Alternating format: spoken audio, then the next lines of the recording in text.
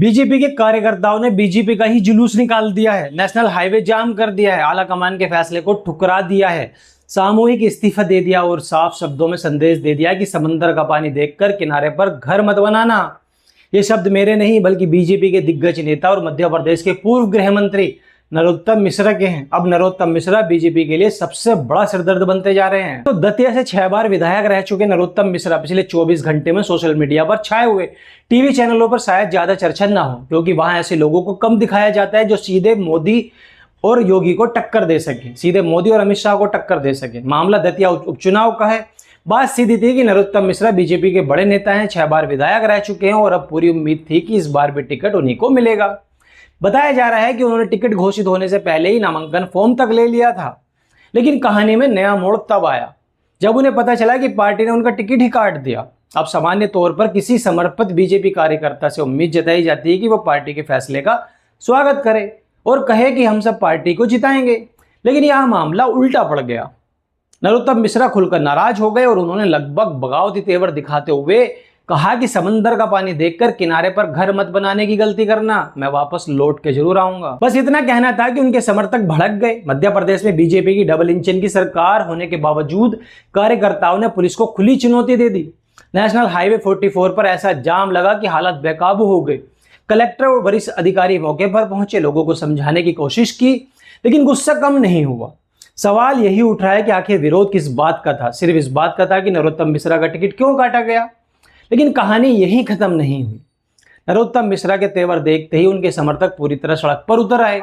मध्य प्रदेश में double engine की सरकार होने के बावजूद कार्यकर्ताओं ने नेशनल हाईवे 44 जाम कर दिया। कई किलोमीटर लंबा जाम लगा। आम लोग परेशान हुए, महिला और बच्चे घंटों फंसे रहे।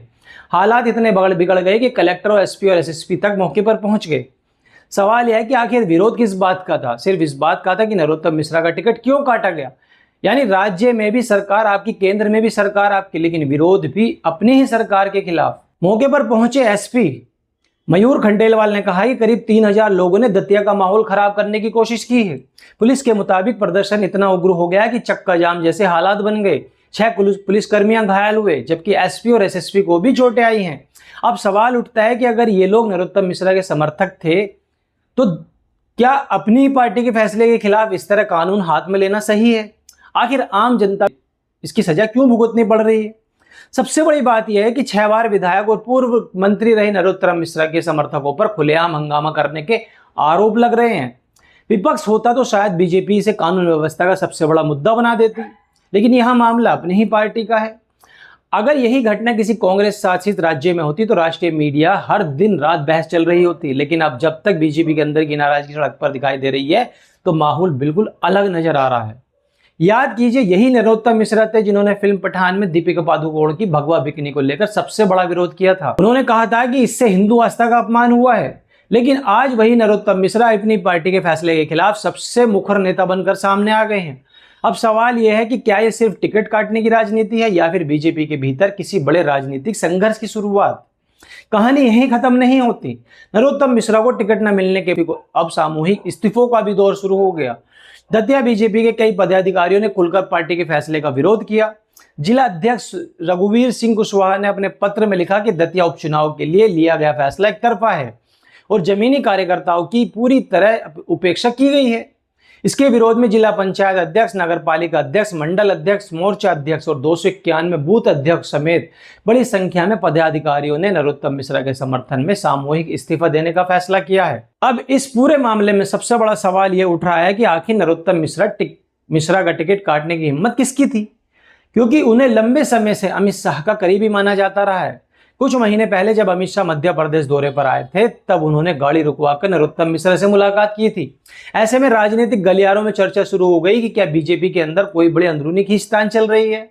क्या यह सिर्फ टिकट वितरण का मामला है या संगठन के भीतर किसी बड़े शक्ति संतुलन का संकेत है? हालांकि इन चर्चाओं की आधिकारिक अभी पुष्टि नहीं हो पाई है। वैसे आपको याद होगा कि 2023 में विधानसभा चुनाव में नरोत्तम मिश्रा दतिया विधानसभा सीट से कांग्रेस उम्मीदवार राजेंद्र भारती से चुनाव हार गए थे। बाद में राजेंद्र भारती की सदस्य एक कानूनी मामले के चलते रद्द हो गई और इस सीट पर उपचुनाव की स्थिति बनी। नरोत्तम मिश्रा को पूरी उम्मीद थी कि इस बार पार्टी उन्हें दोबारा मौका देगी, लेकिन टिकट किसी और को मिल गया। बस यही फैसला बीजेपी के लिए सबसे बड़ा सिरदर्द बन गया। आने वाले दिनों में ये देखना होगा, दिलचस्प होगा कि पार्टी इस नाराजगी को कैसे संभाल सकती है और दतिया का ये उपचुनाव बीजेपी की अंदरूनी राजनीति का कितना बड़ा असर डालता है।